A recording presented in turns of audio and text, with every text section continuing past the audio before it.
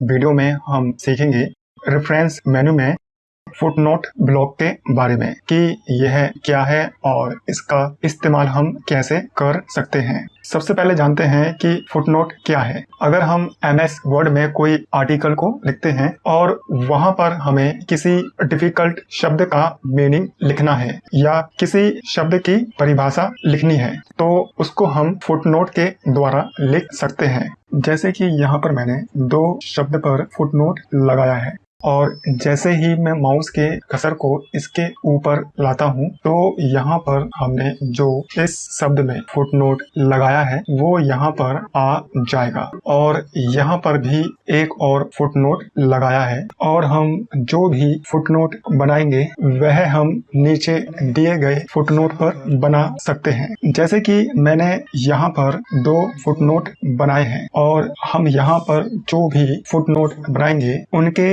Number यहाँ पर आ जाएंगे और इससे हम यह पता लगा सकते हैं कि हमने पहला फुटनोट कहाँ पर बनाया है। जैसे कि हमने पहला फुटनोट यहाँ पर बनाया है और दूसरा फुटनोट यहाँ पर बनाया है और जैसे ही हम इस पहले वाले नंबर पर 2 बार क्लिक करते हैं तो हम उस फुटनोट पर पहुंच जाएंगे जहां पर इसको बनाया है। और अगर हमें किसी शब्द पर फुटनोट बनाना है उस शब्द के पीछे माउस का कर्सर रखेंगे और यहाँ पर फुटनोट पर क्लिक करेंगे। फुटनोट को हम 2 तरीके से बना सकते हैं। पहला इंसर्ट फुटनोट के द्वारा और दूसरा एंड नोट के द्वारा। जब हम इंसर्ट फुटनोट पर क्लिक करते हैं तो पेज के फुटर में फुटनोट बनाने के लिए एक फुटनोट बन जाएगा। यहाँ पर तीसरा फुटनोट बनाते हैं। जैसे कि यहाँ पर मैं दूसरा शब्द लिखता हूँ